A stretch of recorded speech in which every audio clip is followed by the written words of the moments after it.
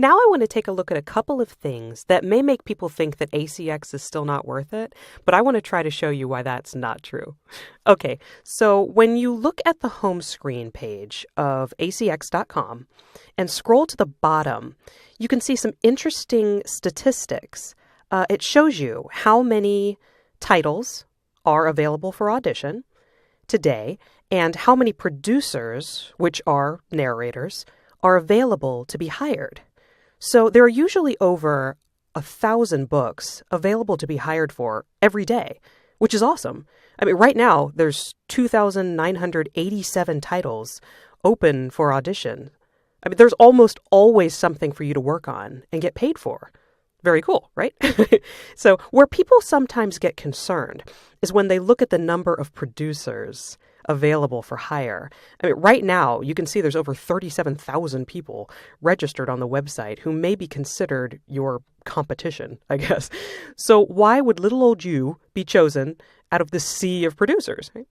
Because most people who are on the site have no idea what they're doing. I mean, go ahead, let's click on this here so we can see them and take a listen to some of the demos. Especially check out the ones several pages in that are quite old, like down here. I'm not going to do this here because I don't want to publicly embarrass anyone, but listen to a lot of the demos available under the search producers for hire area. You can always find it up here, right there. On most accounts, the quality is awful. They don't know how to record or what equipment to use to sound professional, and a lot of them also don't know how to read, it sounds like sometimes. So because they don't know what they're doing, they're not going to get jobs, and they're just abandoning their accounts. It's all very MySpace that way. There's a lot of people are there, but they're not really there.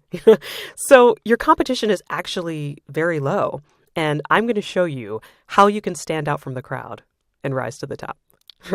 So the other reluctance people have to try ACX is that they just want to work for a major publishing company. They're excited by the idea of being in a fancy studio with technicians all around, getting paid big bucks to read the most popular books of all time. Naturally, right? The truth is, major publishers like Penguin and Random House usually choose celebrities to read the most popular books. They have the money to pay what the stars demand, and they think that more people will want to buy the audiobook if a famous person is reading it. Now, I think more people just want to hear a good book and couldn't care less who's reading it, as long as it sounds good.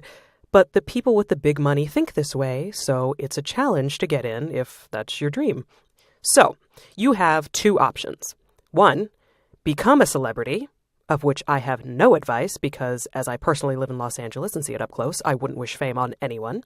And option two, build up your resume on the ACX platform so that you have a great body of work to show the big publishers when they are looking, right?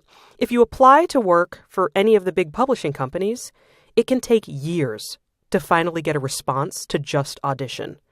Literally years. So what do you do in the meantime? Keep working on ACX and become a seasoned professional that they can't ignore when the time's right? Okay, so now that you are excited to begin your ACX journey, let's get started creating a professional studio right in your own home.